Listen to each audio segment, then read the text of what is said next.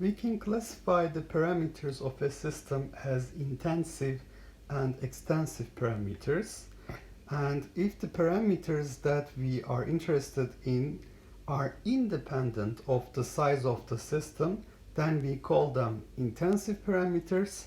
If they do depend on the size of the system, then we call them extensive parameters. So let's write down what I just said. Parameters that are independent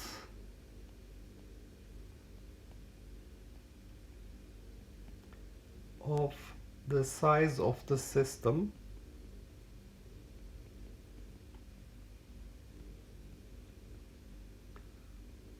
are called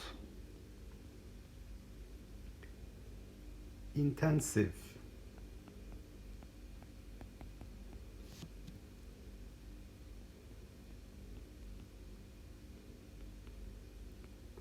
And on the other hand, parameters that scale with the size of the system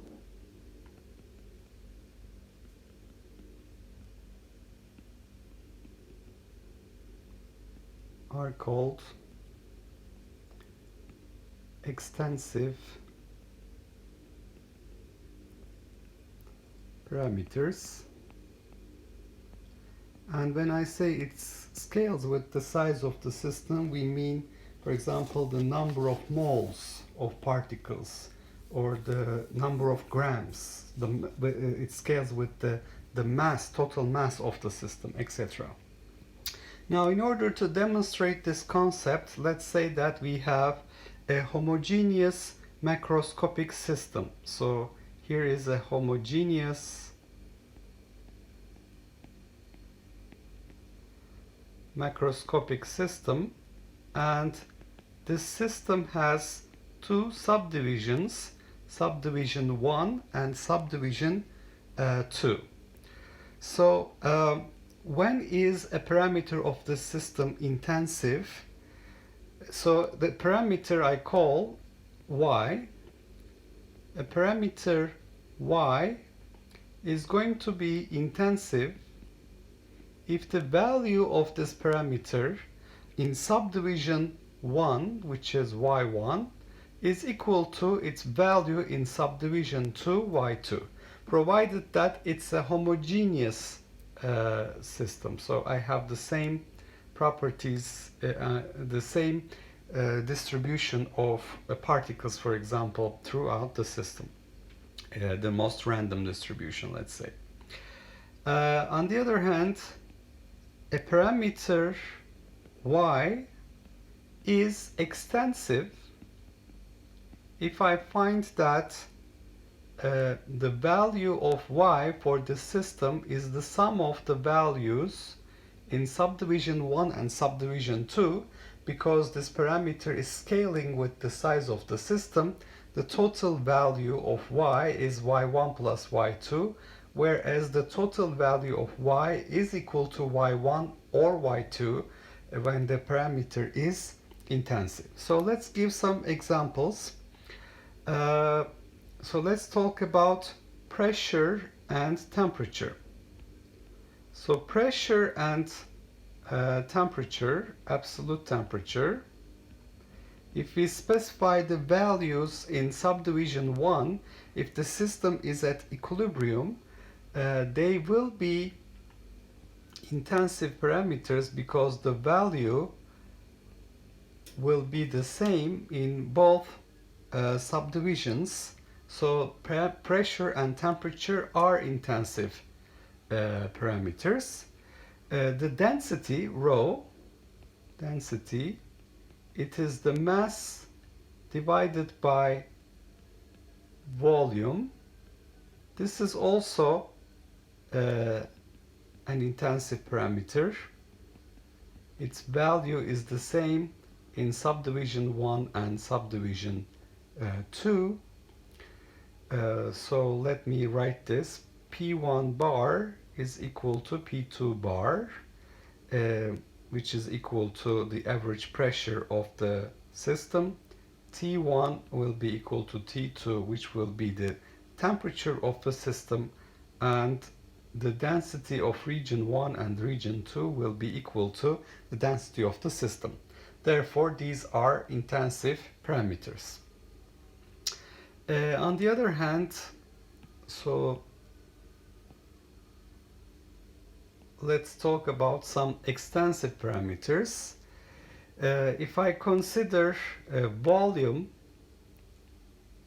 V, internal energy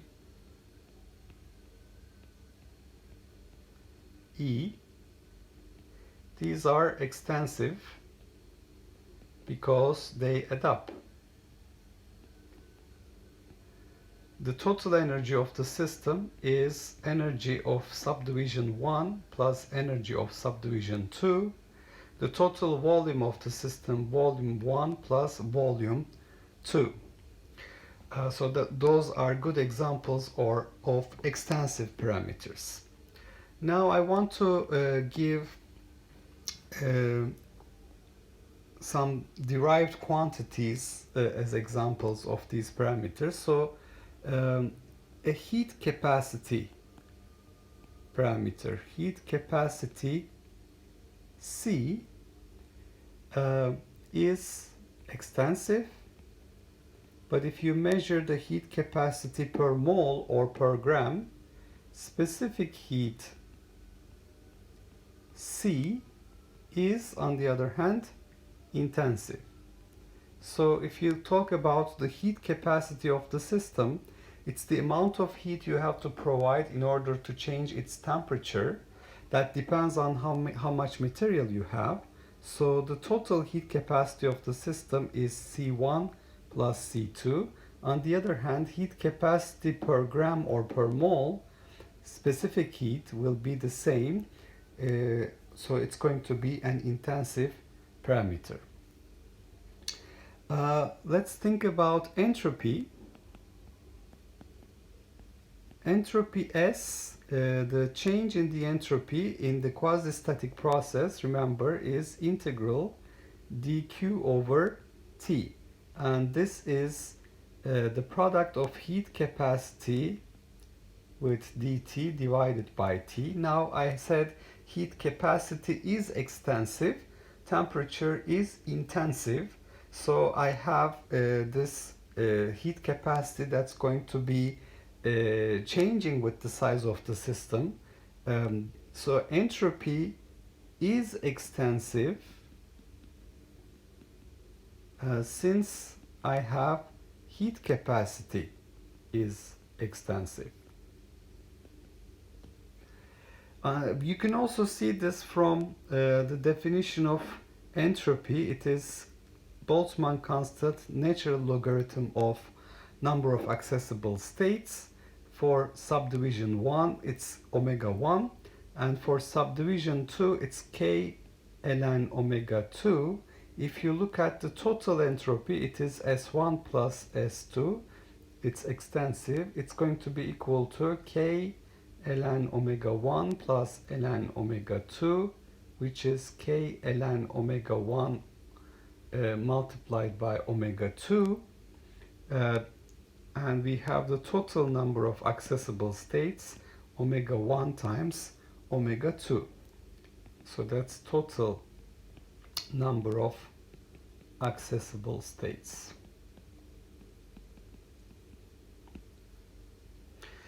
So if we have, as you can see in the case of heat capacity, what we did was, in order to make it size independent, we divide the value with the number of moles to get molar specific heat, for example. So for any extensive parameter, for extensive parameters of the system, such as entropy, such as energy, etc., it is convenient to divide the value, the parameter, by the number of moles. By doing so, we are changing the parameter to be intensive. It is independent of the size of the system. Per mole value or per gram value will be the same. For example, if you look at the total energy of the system and if you divide it by the number of molecules in the system, then you have average energy per molecule that won't be changing from one side to the other side of the system, from subdivision 1 to subdivision 2. I have to say all of this discussion is applying when the system is at equilibrium. So these concepts apply to systems, homogeneous systems at equilibrium. So let's summarize. We have two types of parameters. Intensive parameters that are independent of the size of the system, extensive parameters that scale with the size of the system. Given that you have a homogeneous macroscopic system at equilibrium with two subdivisions 1 and 2, a parameter of the system is intensive if it has the same value for subdivision 1 and subdivision 2. It is extensive if the total value is y1 plus y2 for the two subdivisions. Pressure, temperature, density are intensive parameters. Volume, internal energy, heat capacity, entropy are extensive parameters. And if you divide extensive parameters with the number of moles, you can make them intensive, as we can do in heat capacity. By dividing with the number of moles, we get molar specific heat, lowercase letter c, which is intensive.